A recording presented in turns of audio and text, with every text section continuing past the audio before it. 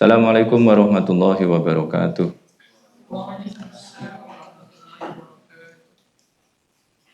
Kita akan membahas tentang Nuzulul Quran. Kita mulai dari surat pertama yang turun, karena surat pertama ini kalau saya perhatikan di tafsir-tafsir ini menyebabkan banyak sekali kekeliruan pemahaman. Dimulai dari makna Qur'an, makna qiraah, makna Quran, yang kemudian menyebabkan kekeliruan yang kemana-mana efeknya. Kekeliruannya sangat fatal. Karena mengartikan Iqra dengan membaca secara tekstual. Jadi membaca teks, bukan Iqra dalam makna melantunkan. Sudah ketemu semua? Surat Al-Alaq ya. Bismillahirrahmanirrahim. Iqra bismi rabbikal ladzi khalaq, khalaqal insana min 'alaq. Iqra wa rabbukal akram alladzi 'allama bil qalam 'allamal insana ma lam ya'lam. Kalau kalian perhatikan di situ, maka kita akan menemukan bahwa ayat-ayat ini, 5 ayat pertama yang diturunkan ini, rimanya kerasa sekali. Karena berakhir huruf Qaf 2 kali dan huruf Mim 3 kali. Itu menandakan bahwa Al-Quran adalah ayat-ayat yang memiliki rima yang luar biasa. Dan ini ada konteks sosiohistorisnya, ada latar belakangnya. Latar belakangnya adalah Nabi Muhammad datang dalam konteks masyarakat Arab yang gila sastra. Maka Nabi Muhammad diberikan mukjizat. Mukjizat itu artinya berasal dari kata a'jaza yu'jizu, i'jaz, mukjizat. Artinya adalah melemahkan. Melemahkan berarti mengalahkan. Jadi mukjizat adalah sesuatu yang bisa digunakan oleh para rasul untuk mengalahkan orang-orang yang berusaha untuk mengingkarinya. Itu namanya mukjizat. Al-Quran adalah mukjizat. Kalau yang lain, mukjizatnya sangat temporer, ya, temporer dan mungkin lokal, temporer dan lokal dan temporer. Tetapi kalau mukjizat berupa Al-Quran ini bersifat abadi, melampaui ruang dan waktu, di mana saja. Tidak ada yang pernah bisa mengalahkan Al-Quran, di mana saja dan kapanpun, dimanapun dan kapanpun, Al-Quran tetap menunjukkan kemukjizatannya. Karena sampai hari ini pun tidak ada satupun orang yang berhasil untuk membuat Al-Quran. Tidak berhasil membuat yang seperti Al-Quran, walaupun hanya 1 surat saja. Nah, makanya mengartikan Iqra di sini, kalau kita lihat secara historis, Lailatul Qadar berarti malam atau siang? Namanya Lailatul Qadar, masa kamu artikan siang? Ya, Lailatul Qadar pasti malam. Ya, malam kemuliaan. Qadar diartikan kemuliaan. Di mana kalian dapat kata Qadar artinya adalah kemuliaan mana? Qadaro itu kemudian bentuk kata qaddaro, yuqaddiru takdir. Yang kalian tahu qaddaro di situ, kemudian diserap ke dalam bahasa Indonesia menjadi kadar. Qaddaro artinya adalah menetapkan. Qaddaro artinya bisa menyempitkan. Menyempitkan berarti menetapkan, menentukan. Kemudian diserap ke dalam bahasa Indonesia menjadi kadar. Tetapi ada juga kata qaddaro yang artinya adalah memuliakan. Masih ingat? Ingat enggak, Dara? Ada qadaro artinya memuliakan. Jangan kelamaan. Wa ma qadarullaha haqqa qadrih. Itu Mereka tidak memuliakan Allah dengan sejatinya pemuliaan kepadanya. Wa ma qadarullaha haqqa qadrih. Nah, itu namanya makna lain. Jadi di dalam Al-Qur'an ada banyak kata yang maknanya tidak hanya satu, tetapi maknanya banyak. Ini termasuk diantaranya yang sudah kita bisa temukan dari kata qadaro adalah memuliakan. Maka inna anzalnahu fi lailatul qadr artinya adalah sesungguhnya kami menurunkannya pada malam yang mulia, malam kemuliaan. Jadi kalau diturunkan pada malam hari, mestinya kita menjadi berpikir bahwa kalau malam hari di mana? Di Gua Hiro. Gua Hiro itu di Jabal Nur. Dulu mungkin namanya juga bukan Jabal Nur, namanya apa dulu? Kemudian setelah diturunkan Al-Quran di situ, kemudian namanya Jabal Nur. Karena di situ ada Gua Hiro. Gua Hiro dijadikan sebagai tempat yang pertama kali Al-Quran diturunkan. Maka semua jadi mulia. Orang yang dapat Al-Quran jadi mulia. Pokoknya semua yang berkaitan dengan Al-Quran semua jadi mulia. Orang yang menurunkan Al-Quran jadi orang yang paling mulia di seluruh dunia. Menjadi asyraful anbiya wal mursalin. Nabi yang paling mulia, Rasul yang paling mulia. Yang menurunkan Al-Quran, yang membawa Al-Quran namanya siapa? Malaikat Jibril. Jadi malaikat Al-Mala'il A'la termasuk golongan yang elit. Kemudian gunungnya jadi Jabal Nur, ya, dan lain sebagainya. Tanggalnya, hari turunnya namanya Lailatul Qadar, menjadi mulia. Semuanya adalah mulia. Nah, ini kalau motivasi, ini kalian saya motivasi. Kalau kalian menghafalkan Al-Quran, paham Al-Quran, mestinya jadi orang mulia. Tapi kenapa kok kalian nggak hafal-hafal gitu loh masalahnya. Wong dapat kemuliaan kok nggak mau. Aneh kan? Ya emang kalian itu ya aneh kadang-kadang. Kadang-kadang apa sering? Sering ya kan? Ya manusia-manusia aneh. Mau dimuliakan kok nggak mau. Itu inna anzalnahu fi lailatul qadr. Berarti turunnya pada malam. Malam di atas gunung di gua yang sempit. Nah, dan kalian cari coba kalian cari di Google tuh. Gua Hiro itu kayak apa? Gua Hiro itu ya cuma himpitan batu aja, ada celah sempit ya di atas Gunung Nur yang kalau kita jalan ke sana itu naik itu ya kira-kira berapa jam, 2-3 jam lah jalan ke atas itu. Jadi kalau kalian tidak sehat ya nggak kuat ke atas. Berarti Nabi Muhammad itu sehat banget. Karena berkali-kali naik turun ke Gua Hiro. Sampai akhirnya diturunkanlah surat Al-Alaq. Rumpun ayat pertama. Iqra' bismi rabbikal ladzi khalaq, khalaqal insana min 'alaq. Iqra' wa rabbukal akram alladzi 'allama bil qalam 'allamal insana ma lam ya'lam. Turunnya pada malam hari. Tapi kemudian ayat ini menimbulkan kesalahpahaman karena ada narasi di dalam hadis. Hadisnya nggak main-main juga ini. Jadi kalau kalian mau melakukan challenge argumentasi, nanti kalian challenge saya juga. Kalau kalian mau melakukan pembangunan argumentasi untuk mengartikan ini dengan arti yang lain, kalian harus mencari data-data yang akurat. Yang pertama datanya adalah ayat ini turun pada malam hari.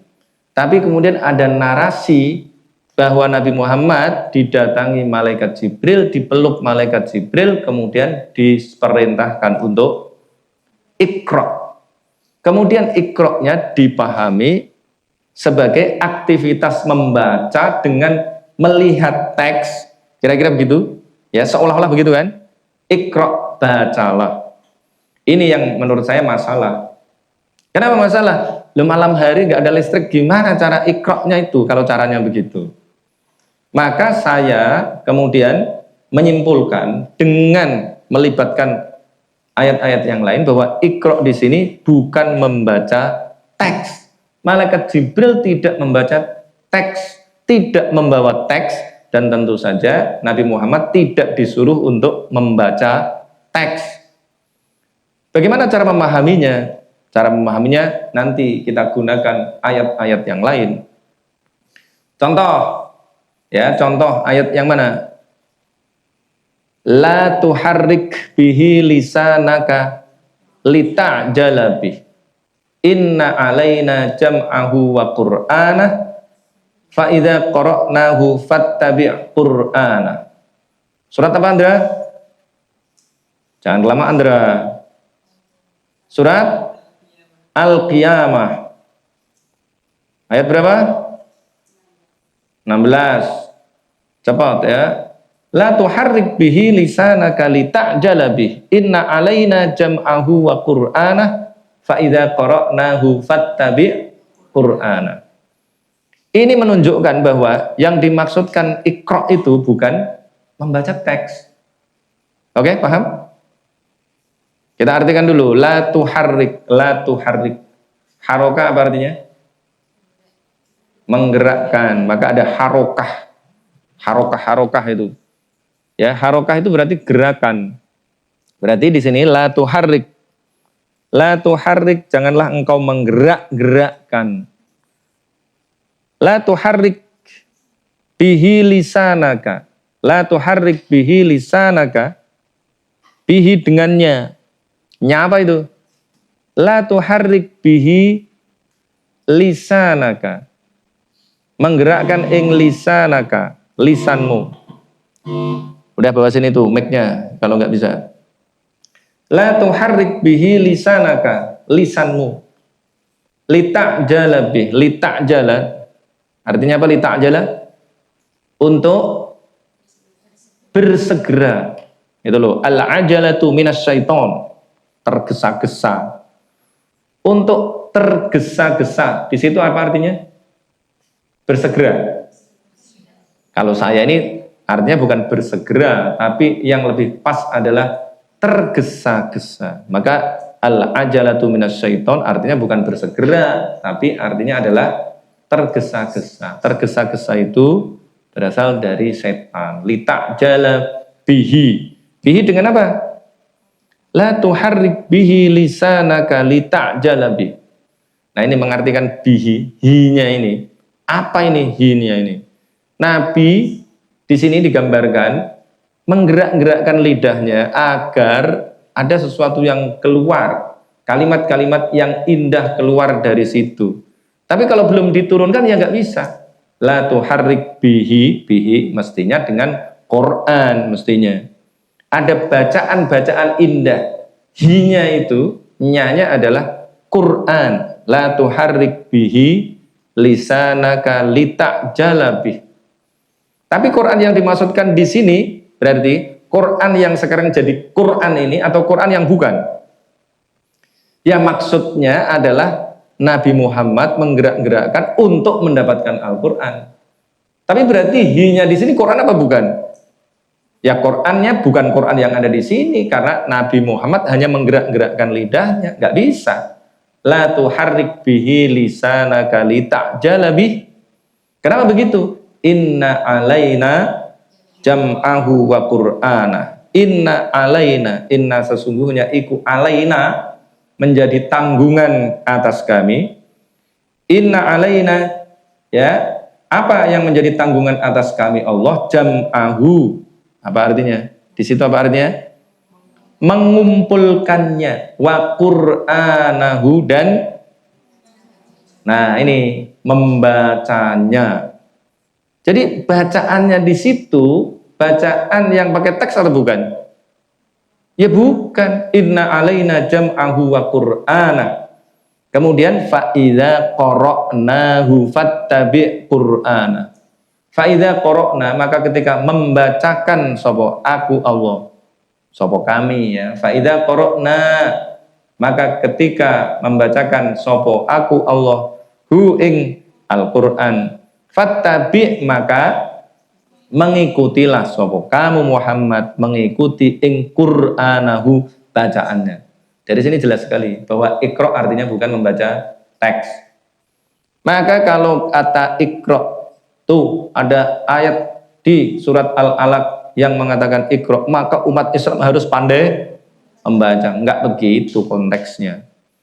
Kalau urusan membaca, dari dulu orang sudah sadar. Sejak zaman Yunani kuno pun, bahkan zaman-zaman sebelumnya, orang sudah menyadari bahwa membaca adalah sesuatu yang penting.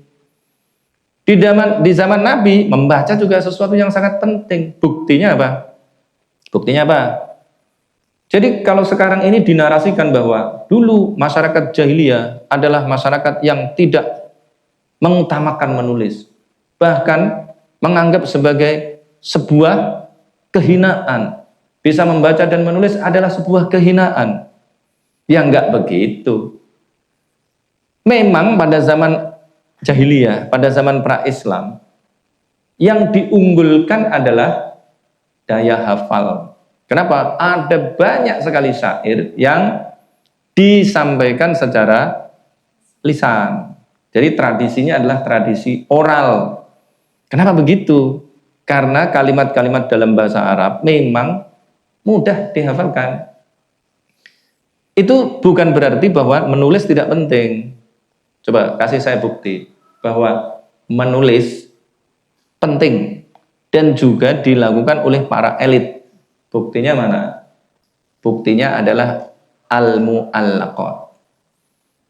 Di zaman jahiliyah sudah ada tradisi untuk mencantumkan, untuk menggantungkan karya-karya sastra yang terindah. Di situ ada 10.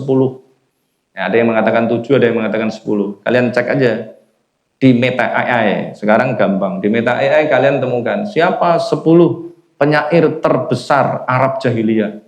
Nanti ketemu. Kalau kamu minta 7 dikasih 7, kalau minta 10 dikasih 10. Nah, mereka ini adalah orang-orang yang memiliki karya-karya sastra yang luar biasa. Nah, setiap kali mereka berkompetisi, mereka berdeklamasi di pasar Ukal, di pasar-pasar yang lain juga. Tapi yang paling terkenal adalah pasar Ukal. Kalau kalian tulis di Google, kalian cari tulisannya pasar Ukas. Tapi aslinya pasar Ukal. Nah, tapi di penulisan Latin jadi pasar Ukaz.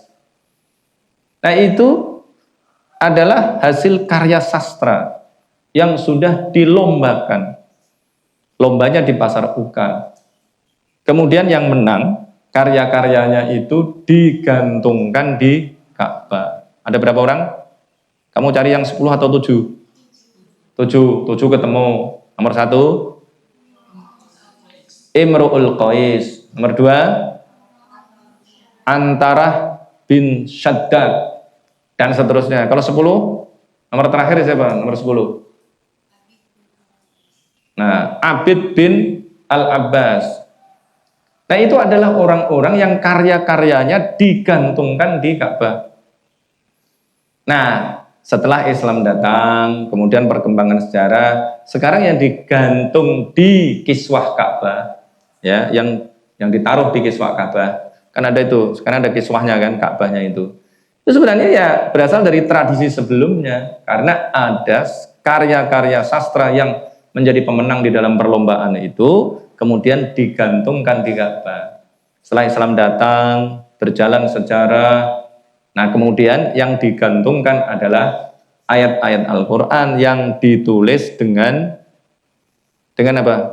Dengan benang emas. Yaitu benangnya aja diproduksi sendiri. Saya sudah pernah ke tempat untuk memproduksi kiswah. Benangnya benang emas, makanya warnanya keemasan. Kalian ketik itu coba. Tulisan di dinding Ka'bah menggunakan benang emas. Warnanya keemasan, warnanya ya kuning keemasan, bukan kitab kuning. Kalau itu mahal. Kalau kitab kuning, kenapa disebut dengan kitab kuning? Karena sebenarnya ini adalah kertas buram yang murah atau mahal? Murah kalau ini. Kenapa? Nah, ini sebenarnya penghinaan pada kita sebenarnya. Kitab kuning ini disebut kitab kuning karena ditulis dengan menggunakan kertas buram. Kenapa perlu kertas buram? Kok enggak kertas yang leks? Tidak kertas yang putih? Karena kertas buram harganya murah. Santri-santri berarti dianggap miskin. Bisanya atau mampunya adalah membeli kitab yang harganya murah. Maka mestinya sekarang kalian ubah. Kertasnya jangan kuning lagi. Kertasnya harus putih. Walaupun kertasnya sudah putih, namanya tetap kitab kuning. Karena sejarahnya begitu. Dan kalian masih menggunakan kitab kuning ini. Kalau kitab kuning berarti tanda kalian masih miskin. Nah, mestinya kitab kalian sudah kitab yang putih. Nah, bahkan kertasnya lux. Tapi sekarang sudah nggak diperlukan. Jadi ya sudahlah, nggak ada kitab kuning sekarang. Kitab digital. Itu udah ketemu? Udah ketemu? Warnanya apa? Kuning kan? Kuning keemasan. Itu harganya mahal. Kenapa? Ya, di satu sisi bisa dikatakan itu adalah pemuliaan. Tapi di sisi lain itu adalah proyek juga, ya kan? Kalau proyek ada pemenang tendernya dan lain sebagainya. Nah, proyek ya, karena setiap tahun diganti. Coba kalian cek berapa lama kiswah Ka'bah diganti secara periodik. Setiap tahun kan? Setiap tahun diganti itu. Kamu aja beli baju tidak setiap tahun sekali. Ini bajunya Ka'bah diganti setahun sekali. Harganya berapa? Coba kalian cek. Wah, berapa? 80 sampai 100 miliar. Jadi kiswah Ka'bah itu harganya 80 sampai 100 miliar. Nah, ini menarik ini. Tidak banyak yang tahu. Kamu ganti baju belum tentu setahun sekali, atau tentu tapi ini kiswah Ka'bah diganti setahun sekali. Tulisannya adalah ayat-ayat Al-Quran sekarang yang ditulis dengan tinta emas yang harganya adalah 80 sampai 100 miliar. Di satu sisi itu bisa dianggap sebagai pemuliaan, dibikin sedemikian rupa. Tapi di sisi lain ya kita masih kritis juga. Ya, proyek juga itu. Proyek 80 miliar sampai 100 miliar. Kan besar sekali. Sementara masih ada umat yang miskin-miskin begini nih. Gimana tuh? Ya, nggak usah berpikir begitu ya kan? Nggak usah atau berpikir? Ya kadang-kadang mesti berpikir juga. Kita ini mesti berpikir kritis. Ada orang-orang yang mengalokasikan anggaran segitu besar untuk sesuatu yang itu penting apa enggak? Ya di satu sisi harus kita anggap penting, tapi di sisi lain kenapa kok begitu? Kenapa masih ada ADI, masih ada Nasuka, dan lain-lain? Tapi kok ada proyek dengan anggaran yang segitu besar, sementara ada umat yang miskin-miskin yang tidak dipikirkan oleh siapapun, oleh negaranya sendiri, atau oleh negara lain, ya, atau orang-orang yang dianggap sebagai elit-elit agama, yang mestinya mereka berpikir tentang nasib umat. Nah, kembali lagi ke sini. Tapi ini menarik ini, kita baru tahu ya, kamu pasti baru tahu seumur-umur bahwa harga kiswah adalah 80 miliar. Benar apa enggak? Saya aja juga baru tahu. Ya, saya kepikiran, wah itu pasti mahal itu. Tapi dulu waktu saya ke pabriknya itu, ke tempat pembuatan kiswah, saya dulu nggak nanya detail.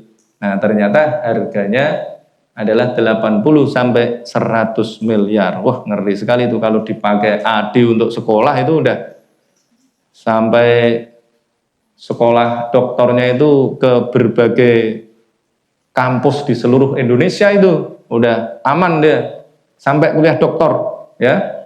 Iya kan? Wah, udah seluruh Indonesia udah dijalani sampai dia mati itu. Ya. Nggak habis-habis itu. Ini digunakan untuk kiswah Ka'bah tadi.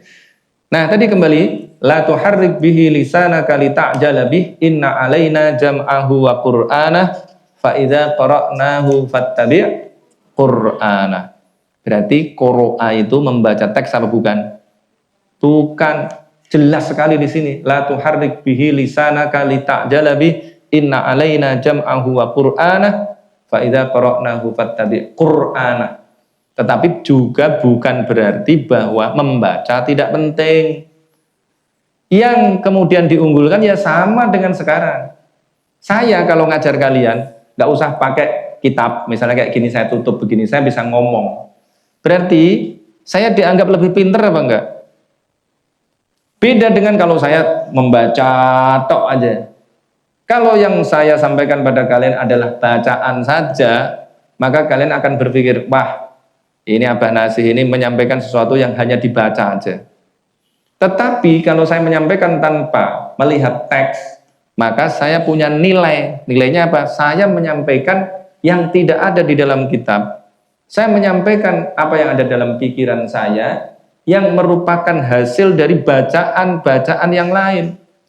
Bisa saya membaca sejarah, misalnya bukunya siapa? Bukunya Martin Lings, bukunya Hussein Haikal, bukunya yang lain-lain yang kemudian saya rangkum, saya interkoneksikan, yang kemudian menghasilkan pemahaman baru, sampai kemudian saya menyadari bahwa ternyata Iqra di dalam surat Al-Alaq bukan bacalah dalam konteks untuk membaca teks. Dari mana kesalahpahaman itu? Karena ada hadis yang ketika Nabi Muhammad disuruh untuk membaca Iqra, maka kemudian dijawab dengan ma'ana biqori. Saya ini bukan pembaca, arti aslinya begitu. Saya tidak bisa membaca. Bukan begitu artinya. Dari mana kita bisa mengartikan bahwa artinya bukan membaca teks? Kita lari ke surat Yusuf. Alif lam ra, tilka ayatul kitabil mubin. Inna anzalnahu Qur'anan Arabiyyan la'allakum ta'qilun. Nah, kekeliruannya lagi adalah Qur'anan Arabiyyan hanya diartikan sebagai bacaan yang berbahasa Arab. Tetapi maksud Qur'anan Arabiyyan di situ sudah ketemu? Surat Yusuf ayat berapa? Alif lam ra tilka ayatul kitabil mubin inna anzalnahu Qur'anan Arabiyyan. Ayat berapa Ndra? Oh, ayat 3 atau ayat 2? Ayat 3 atau ayat 2? Oh, jangan ngarang kamu Ndra. Itu berarti kamu tidak memperhatikan alif lam mim satu ayat. Tapi kalau di sini alif lam ra dan tilka ayatul kitabil mubin berapa ayat? Satu ayat. Inna anzalnahu Qur'anan Arabiyyan la'allakum ta'qilun. Berarti ayat 2. Kamu nggak nanya kayak gitu. Kenapa kalau di alif lam mim dan beberapa ayat yang lain itu satu ayat, tapi kalau ini kok alif lam ra tilka ayatul kitabil mubin kok cuma satu ayat? Kamu pernah nanya nggak? Ya sudah, berarti memang rasa ingin tahu kalian belum tinggi. Mungkin dulu ya karena belum ada MBG ya. Nenek kalian belum makan makanan yang bergizi.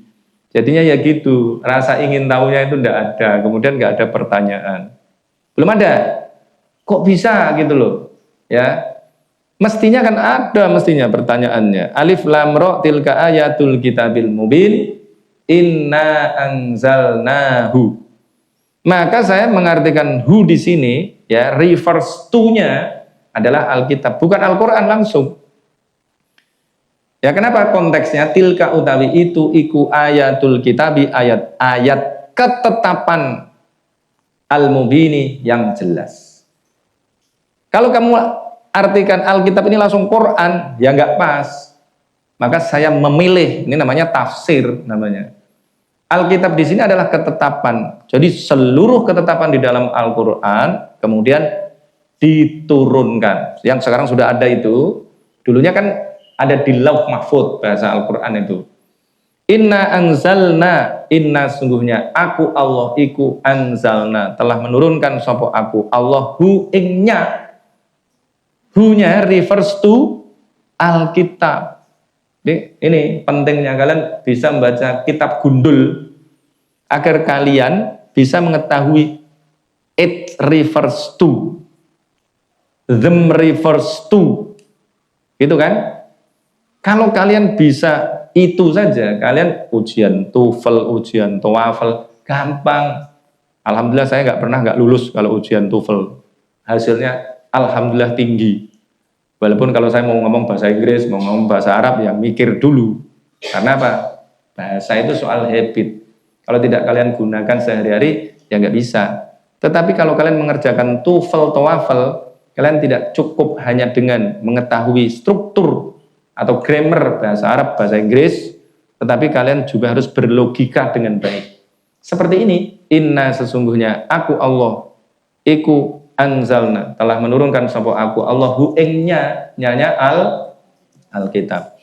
Jadi ketetapan-ketetapan yang mestinya bahasanya itu adalah bahasa yang kaku, seperti Undang-Undang Dasar 45, pembukaan bahwa kemerdekaan itu adalah hak segala bangsa, dan oleh sebab itu maka penjajahan di atas dunia harus dihapuskan karena tidak sesuai dengan pri kemanusiaan dan pri keadilan. Gitu kan? Bahasanya gimana? Indah apa enggak? Enggak, gitu. Itu pembukaannya. Kemudian pasal-pasalnya indah apa enggak?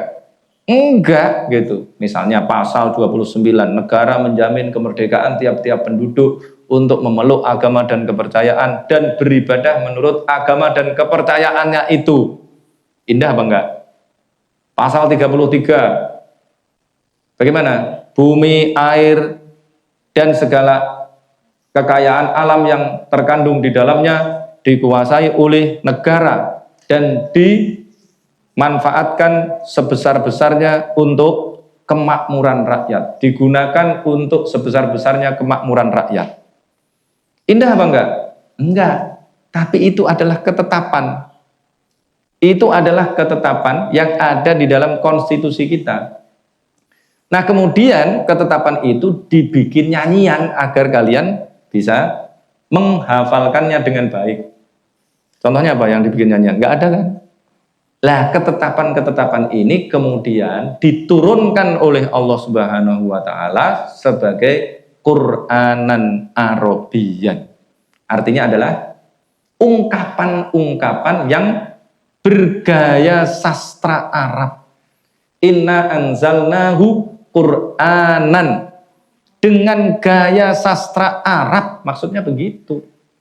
Gaya sastra Arab itu ada kriterianya. Kalian tanya lagi ke Mbak Meta. Apa kriteria ungkapan bergaya sastra Arab? Nanti ketemu di situ. Sudah ketemu belum? Kriterianya apa? Sebuah ungkapan disebut sebagai ungkapan yang bergaya sastra Arab. Kalau tadi itu kan sangat formal bahasanya. Negara menjamin kemerdekaan tiap-tiap penduduk untuk memeluk agama dan kepercayaan dan beribadah menurut agama dan kepercayaannya. Itu formal banget tuh bahasanya. Tapi coba kalian bikin nyanyian yang indah gitu. Nah, nggak gampang. Nah, walaupun susah, tetapi karena ini berasal dari Allah Subhanahu wa taala, maka ya jadi gitu, Qur'anan Arabiyyan. Ungkapan yang bergaya sastra Arab. Inna anzalnahu Qur'anan Arabiyyan la'allakum ta'qilun. La'allakum ta'qilun. La'allakum agar kalian, agar ikut ta'qiluna, mikir sopo kalian. Bagaimana? Kriterianya apa? Bergaya sastra Arab. Satu. Kriterianya apa? Retorikanya tinggi. Al-Quran banyak itu mengandung retorika tinggi. Retorikanya tinggi sekali. Misalnya, apa retorika di dalam Al-Quran? Apa retorika di dalam Al-Quran? Kalimat-kalimat retoris. Pertanyaan yang nggak perlu jawaban. Di surat Yasin itu banyak itu. Ya, siapa yang Qul mayyuhyil idhama wahya romim, misalnya. Itu kan pertanyaan, perlu dijawab apa enggak itu? Enggak itu, pertanyaan retoris, maka retorikanya tinggi. Al-Quran ini mengandung kalimat-kalimat retorik yang nilainya sangat tinggi. Satu, retorikanya sangat tinggi. Nah, ini kalian kuasai dengan baik, agar kalian memiliki argumentasi yang kuat untuk menyampaikan ini. Kenapa? Karena inilah kemudian ada banyak sekali pemahaman yang keliru. Efeknya adalah pemahaman keliru tentang Al-Quran. Satu ya, retorikanya tinggi. Yang kedua, menggunakan perumpamaan-perumpamaan. Mana perumpamaan? Sedekah misalnya, masalul ladzina yunfiquna amwalahum fi sabilillahi kamasali habbatin ambatat sab'a sanabila fi kulli sumbulatin mi'atu habba. Diumpamakan orang yang bersedekah itu seperti apa? Sedekahnya itu seperti satu biji yang kemudian menghasilkan 700. Intinya begitu. Loh, luar biasa. Tapi juga tidak cuma satu ini, ada banyak itu perumpamaan. Masalul ladzina takhadhu min dunillahi awliya'a kamatsalil ankabut ittakhadat baita wa inna awhanal buyuti la baitul ankabut law kanu ya'lamun. Banyak di dalam Al-Qur'an. Yang kemudian di dalam ulumul Qur'an ada satu tema sendiri namanya al-amsal fil Qur'an. Surga dan neraka itu pakai perumpamaan. Masalul jannatil lati wa'idal muttaqun. Ada dua tuh, yang satu tajri min tahtihal anhar. Ya, itu perumpamaan surga yang dijanjikan kepada orang-orang yang bertakwa. Dalam Al-Qur'an ada dua tuh ayatnya. Oke? Apalagi perumpamaannya bagus, menggunakan apa tadi namanya? Menggunakan permisalan. Satu retorikanya bagus, yang kemudian perumpamaan, menggunakan perumpamaan. Yang ketiga, cepat, mana? Metafora dan majas. Itu masih ya serumpun ya kan? Perumpamaan, ada metafora. Kemudian yang berikutnya sajak dan rima. Tadi jelas tuh, rima. Nih, soal rima di dalam Al-Qur'an. Kalau kita hanya menyampaikan misalnya, ini yang membuat Umar bin Khattab menjadi masuk Islam. Yang membuat Umar bin Khattab adalah sajak dan rima ini. Tapi juga isinya bagus, yang menunjukkan bahwa Al-Quran ini betul-betul tidak bisa dibuat oleh manusia, tapi hanya bisa berasal dari Allah Subhanahu wa Ta'ala adalah diantaranya sajak dan rimanya bagus, kemudian isinya menggetarkan. Inilah yang membuat Umar bin Khattab masuk Islam, karena dia membaca surat Toha. Coba perhatikan tuh sajak dan rimanya. Toha ma anzalna alaikal qur'ana litashqa illa tadhkiratan liman yakhsha tanzilan mimman khalaqal arda was samawati ula ar-rahmanu 'alal 'arsy istawa lahu ma fis samawati wa ma fil ardi wa ma bainahuma wa ma tahta tsara, dan seterusnya. Itu luar biasa. Makanya ketika dia baca ini, wah ini nggak mungkin dibikin oleh manusia. Maka kemudian dia masuk Islam karena sajak dan rimanya. Tapi kalau itu saja, itu biasa saja. Coba kalian perhatikan surat Al-Asr. Surat Al-Asr itu berakhir wal asr innal insana lafi khusr illal ladzina amanu wa amilus solihati wa tawassaw bil haqqi wa tawassaw bis sabr. Berakhir Kalian mau bandingkan dengan surat apa yang menunjukkan bahwa sajak dan rima ini adalah bagian terpenting dari yang namanya Al-Quran ini? Dengan surat ini, jangan sampai salah ini. Ini menunjukkan, dan kalian cari, mungkin kalian cari di referensi kalian nggak ketemu, karena ini berdasarkan, saya mendapatkan ini ya, ini berdasarkan perenungan. Saya berusaha untuk mencari mana kalimat di dalam Al-Quran, ayat di dalam Al-Quran yang merupakan bukti konkret bahwa memang sajak dan rima ini adalah bagian terpenting dari Al-Quran. Saya menemukan 2 ayat yang menjadi bukti ini. 2 ayat, tapi yang lain banyak. Tapi yang ini yang paling mendasar. Surat Al-Asr, ujung surat Al-Asr, illal ladzina amanu wa amilus solihati wa tawassaw bil haqqi wa tawassaw bis sabr. Cari lagi ayat yang illal ladzina amanu wa amilus solihat. Coba ingat ayat mana kamu? Surat At-Tin. Wat-tin was-zaitun. Karena ini inun. Kalau tadi sekarang inun, wat-tin was-zaitun wa turi sinin wa hadzal baladil amin. Kemudian tambah lagi laqad khalaqnal insana fi ahsani taqwim. summa radadnahu asfala safilin illal ladzina amanu wa amilus solihati. Coba bayangkan kalau kamu lanjutkan illal ladzina amanu wa amilus solihati wa tawassaw bil haqqi wa tawassaw bis sabr, kan enggak nyambung.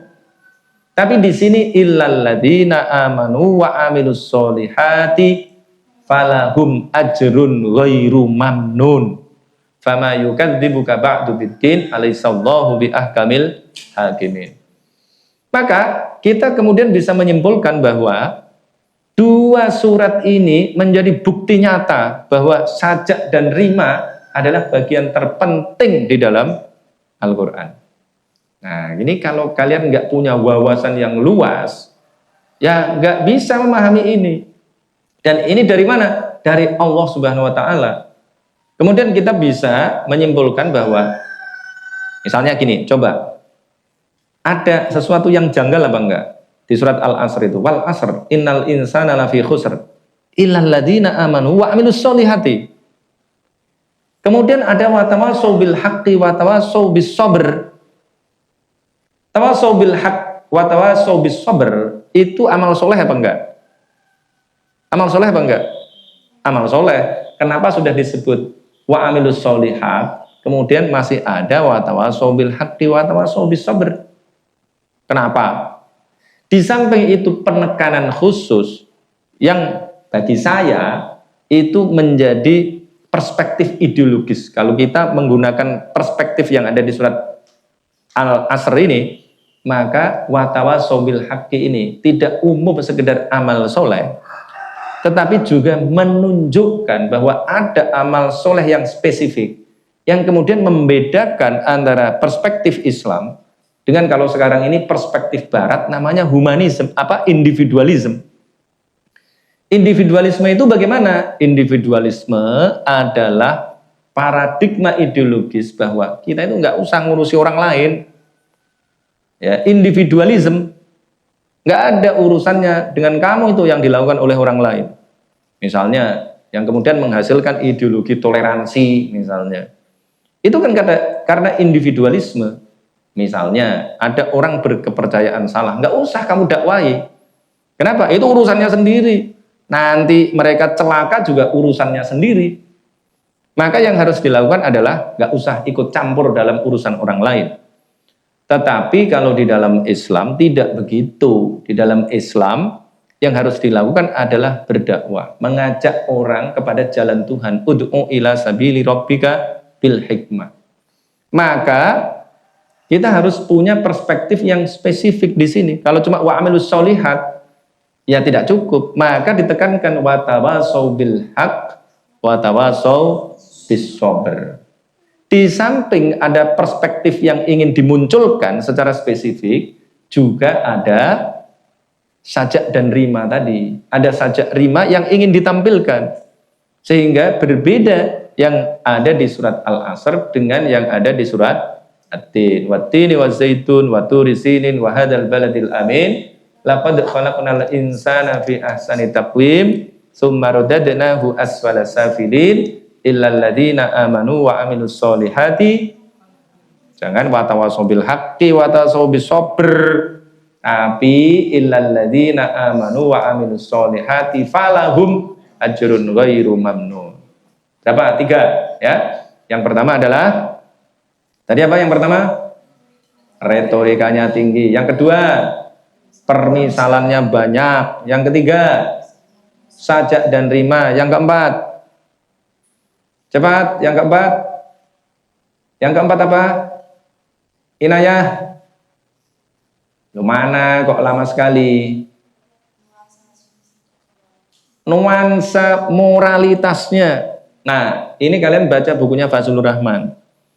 Bahwa tadi walaupun diturunkan sebagai Alkitab, ada ketetapan-ketetapan di dalam Al-Quran, tetapi di dalam ketetapan itu, baik di dalam ketetapan bahasanya gitu ya, baik di dalam ketetapan itu, maupun terutama di ayat-ayat yang lain, yang tidak tampil sebagai ketetapan pada saat itu ada prinsip-prinsip moral.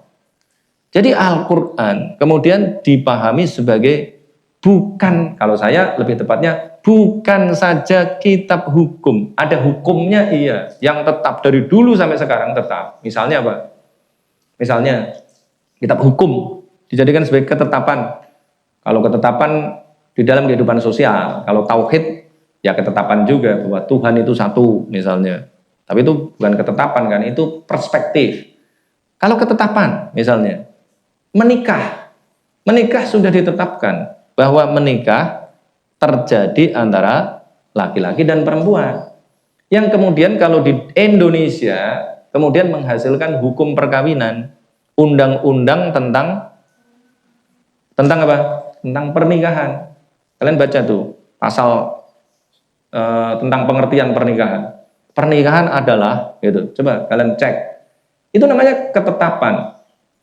Ketetapan yang diambil dari Al-Quran. Malah di dalam Al-Quran gak ada misalnya yang secara spesifik bahwa pernikahan yang literal ya, laki-laki dan perempuan gak ada. Tetapi dari berbagai macam ayat kemudian kita bisa menyimpulkan bahwa perkawinan atau pernikahan harus dijalani hanya oleh laki-laki dan perempuan. Gak boleh antara laki-laki dan laki-laki, tidak boleh antara perempuan dengan perempuan. Mana? Asalnya gimana? Definisi pernikahan gimana?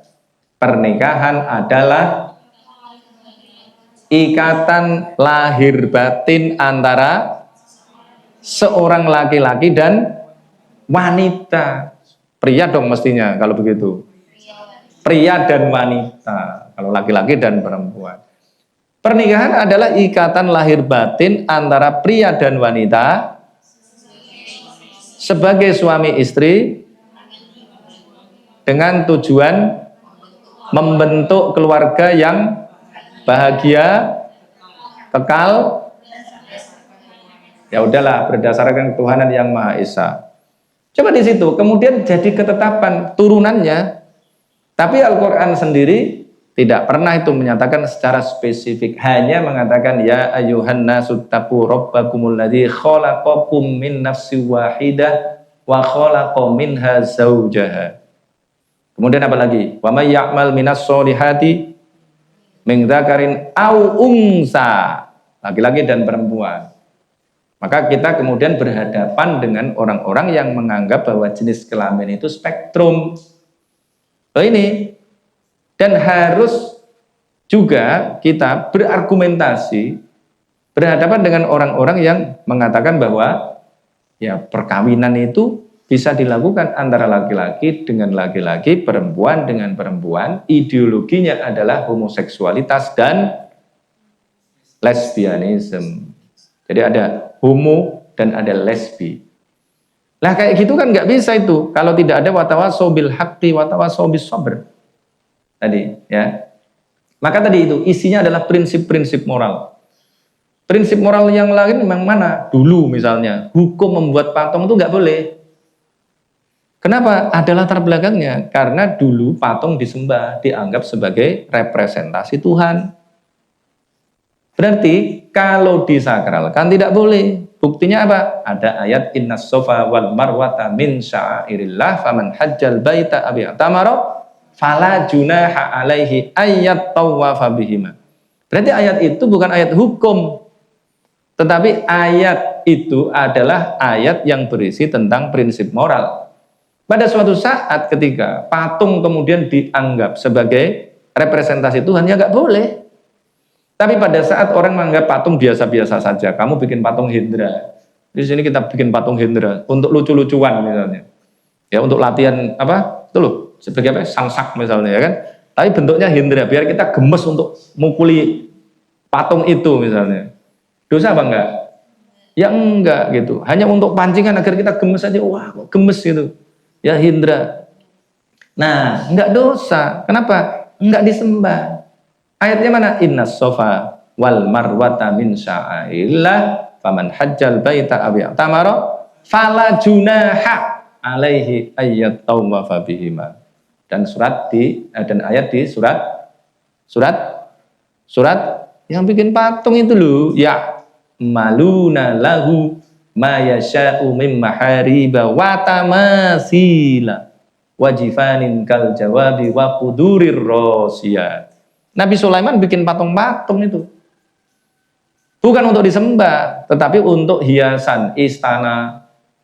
Lo gak ada masalah. Kalau itu kan urusan yang bersifat teologis. Kalau itu, kalau teologis dari zaman Nabi Adam sampai Nabi Muhammad mestinya sama.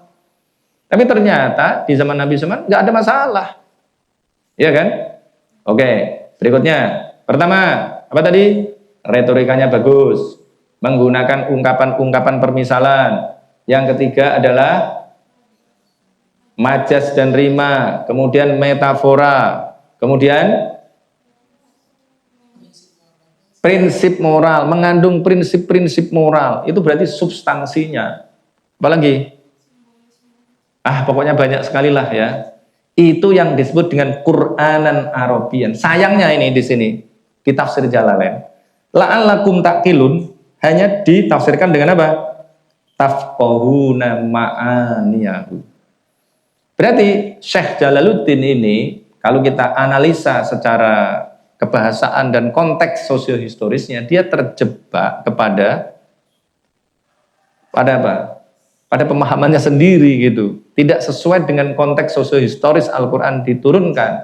La'allakum ta'qilun itu adalah agar kalian mengerti bahwa Al-Quran bukan datang dari selain Allah.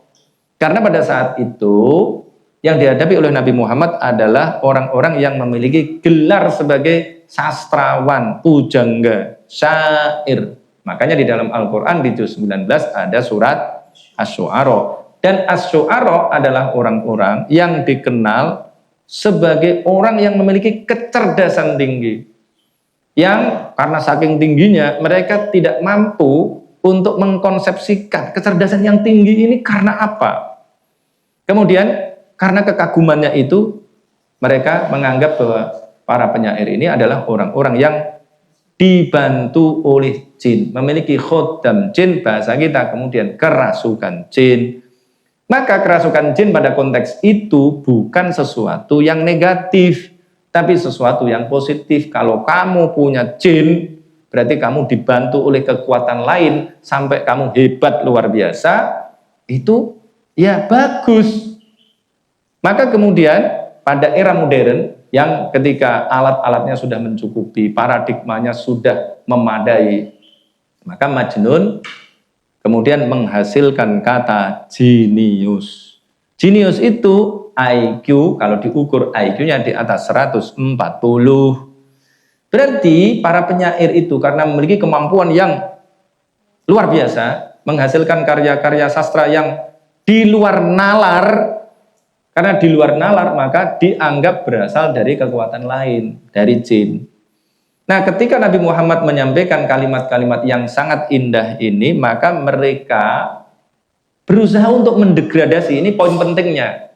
Karena saya sampai pada kesimpulan bahwa mereka mengatakan Nabi Muhammad sebagai Majnun, sebagai sarana untuk mendegradasi atau sebagai strategi untuk mendegradasi, itu ya belum lama menemukan argumentasinya. Jadi Majnun adalah tuduhan kepada Nabi Muhammad yang sebenarnya nuansanya tetap positif, tetapi levelnya di bawah. Karena Nabi Muhammad mengaku Nabi setelah tadi menerima wahyu yang pertama, saya ini Nabi. Dan pertama kali Nabi Muhammad sebenarnya juga gelisah setelah mendapatkan wahyu yang pertama. Kenapa? Karena tiba-tiba bisa mengucapkan kalimat-kalimat yang sangat indah. Buktinya mana? Buktinya ada di surat Al-Qalam. Surat Al-Qalam kalau kalian urut, coba kalian cek urutan turun ayat. Urutan surat berdasarkan turun ayat. Surat Al-Qalam nomor berapa? Tidak sesuai dengan urutan Al-Quran. Coba urutan surat berdasarkan turun ayat. Nah, berapa? Urutan keberapa? Urutan kedua. Walaupun ada pendapat lain, yang kedua adalah surat Al-Muzammil atau Al-Muddathir. Tetapi saya lebih meyakini, ada sama-sama ada referensinya kan? Berdasarkan konteks sosiohistoris ini, Al-Qalam nomor 2. Nabi Muhammad setelah turun dari Gunung Nur, Jabal Nur di Gua Hira, kemudian merasa bahwa kira-kira begitu ya, kok saya tiba-tiba bisa mengucapkan kalimat-kalimat yang indah. Maka kemudian Al-Quran memberikan penegasan, meneguhkan hati Nabi bahwa dia bukan orang yang kerasukan jin, tapi dia mendapatkan kenabian. Nih, nun wal qalami wa ma yasturun ma anta bi ni'mati rabbika bi majnun. Nah, ini sayangnya lagi nih surat tafsir Jalalain ini mengartikan ini al-junun lagi di sini nih. Ya, jununnya itu ya dalam konteks gila ini. Tidak itu.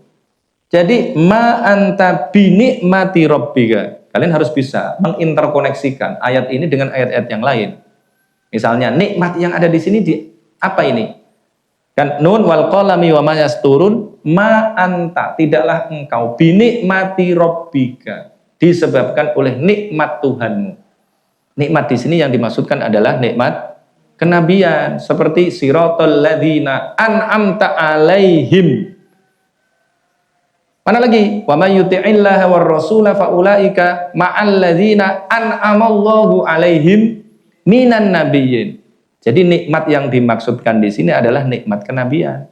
Berarti maksudnya ma anta, tidaklah engkau bi nikmati rabbika, disebabkan oleh kenabian dari Tuhanmu, ma anta bi nikmati rabbika bi majnun.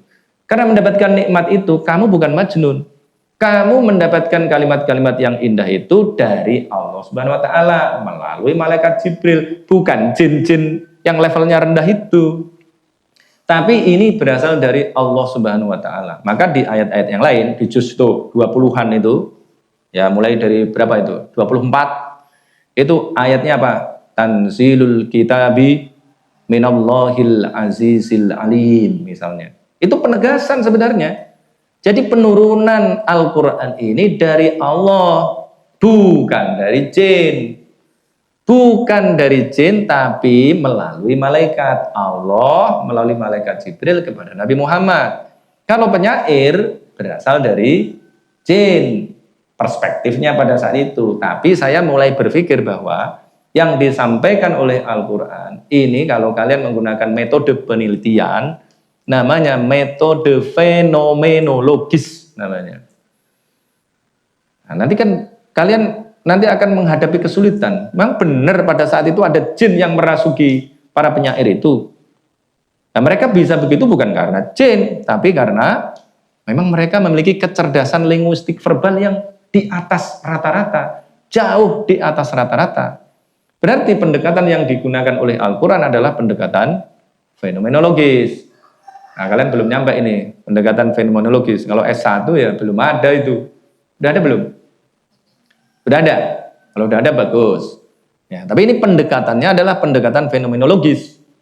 Tapi kalau enggak ya enggak apa-apa. Kalau kalian punya argumentasi sendiri. Nah, inilah yang kemudian bisa menghasilkan pemahaman bahwa Nabi Muhammad bukan orang yang buta huruf, tapi orang yang tetap bisa membaca. Tetapi Al-Quran langsung dimasukkan ke dalam hatinya, di dalam pikirannya. Nazala bihir ruhul amin ala qalbika litakuna minal mungdirin. Malaikat Jibril itu datang membawa Al-Quran langsung ke dalam hatimu. Ya, nazala bihir ruhul amin ala qalbika, ke dalam qalb. Qalb itu apa? Kalau saya ya pikiran, bukan hati. Hati yang hati ampela itu bukan. Hati ampela itu ada bahasa Arabnya sendiri, al-kabid namanya. Kalau qalb itu adalah sesuatu yang digunakan untuk memikirkan, digunakan untuk apa? Beraktivitas intelektual. Maka kemudian bisa berbolak-balik. Sekarang bilang ya, besok bilang tidak. Kamu kalau ditawari menikah, kamu Neneng menikah sama Hendra ya? Oh siap, gitu. Kemudian dipikir, nanti malam dipikir, besoknya bilang, waduh, jangan, kayaknya ada yang lebih baik. Kayaknya Ayub aja, misalnya gitu. Itu namanya qalb. Pakai apa? Pakai pikiran. Nah, perspektif lama tentang qalb ini juga harus direkonstruksi. Nah, sementara itu ya. Jadi, memahaminya harus benar. Kalau nggak benar ya nanti salah itu, ya salahnya kemana-mana karena implikasinya kemana-mana itu dari Iqra bismi rabbikal ladzi khalaq tadi itu, ya karena dipahami tidak bisa membaca itu. Nabi bisa membaca, orang-orang pada saat itu bisa membaca, tapi ya seperti sekarang orang yang bisa menyampaikan sesuatu tanpa membaca itu lebih bagus, berarti lebih hebat, begitu ya. Oke, cukup. Nanti kita lanjutkan lagi karena masih banyak yang lain. Nanti implikasinya pada pemaknaan ummi misalnya. Ar-rasulan nabiyal ummiyah di dalam Al-Qur'an itu juga banyak disalahpahami oleh para intelektual muslim sekalipun. Wassalamualaikum warahmatullahi wabarakatuh.